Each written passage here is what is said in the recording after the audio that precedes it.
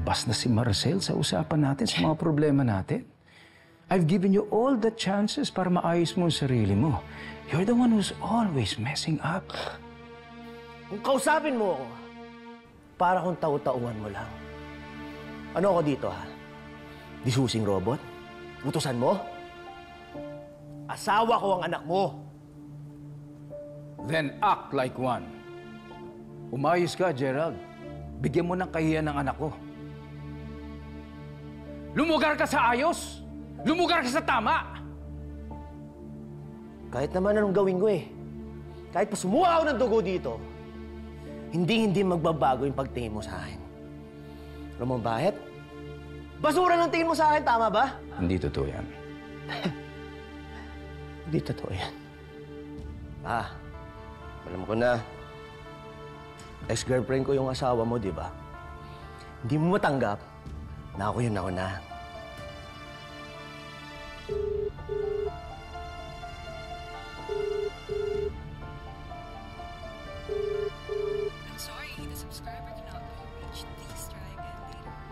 Gerald, insecure ka lang. Kung ganyan ka at wala kang respeto kahit na kanino, walang kumpanya ang tatanggap sa'yo kahit na ang pamilyang to. Dahil yung ganyang klaseng ugali, walang halaga. Hindi mo man ako kasing galing, pero may halaga ako.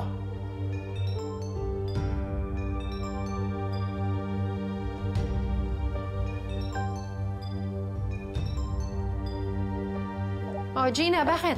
Patsy, where is Dad? Nasa baba. Naiwan niya yung phone niya dito. Okay, well, pwede mo ibigay yung phone kasi kailangan ko siya makausap. Alam mo, Gina, kausapin mo nga yung daddy mo. Sabi mo, wag naman siya masyadong harsh sa amin ni Gerald. Grabe yung paglampaso niya sa amin at sa harapan ni Vivian. Kaya nga ako tumawag, di ba? Kasi kailangan ko siya kausapin. Saglit. Anong klaseng halaga yan?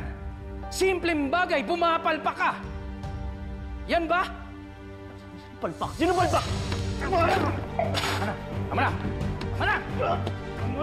Gina! Tama na! Gina! Daddy Lasing mo! ka! Tama ka na, ha? Wait!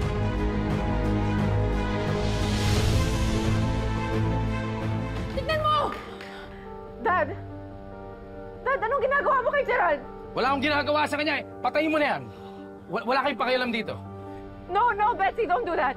Dad, asawa ko yung ginugulpi mo. Tigilan mo siya! Alam mo si Gina, ang layo-layo niya. She's thousands of miles away. Pagkatapos gusto mong ayusin pa ni Gina ang lahat ng mga problema mo? Nasaan ang buto mo? Betsy, please, ibigay mo kay Dad yung phone. Gerald, mag-usap tayo. Gerald! Walang kwenta. Yun na nga yan. Dad, ano pa naman? Parehas sila nagkamali. Bakit kay Gerald ka lang nagagalit? Alam mo, nakausap ko na rin si Betsy. And believe me, ang kailangan lang ni Betsy, experience. Pero itong si Gerald, ibang klase. Ang tagal-tagal na niya nagtatrabaho sa kumpanya. Puro palpak pa rin. Paano? Umiinom eh. Well, just give him another chance then! Ilang chances na binigay ko sa kanya. Pero hanggang ngayon, wala pa rin siyang pinapatunayan. Nagpapasaway pa. Gerald! Gerald!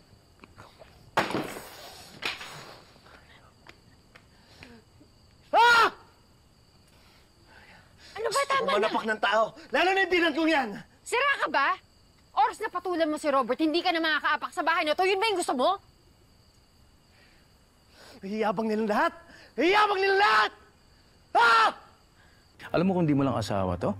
Matagal ko lang sinisante to, Gina. Pwede ko rin gawin sa asawa mo yan dahil sumablay na siya minsan, but I didn't, Dad, because I respect you. Sana naman respetuhin mo din si Gerald kahit konti lang. Hindi ka ba mawawalan ng respeto kung gabi-gabi siyang umuwi sa bahay natin na lasing? Dad, bahay ko din yan at bahay na ni Gerald yan. Why don't you just cut him some slack? Okay, masama pa rin loob niya sa akin. Let me handle it. I'll fix it. Sige na. Bahala ka na. Dad.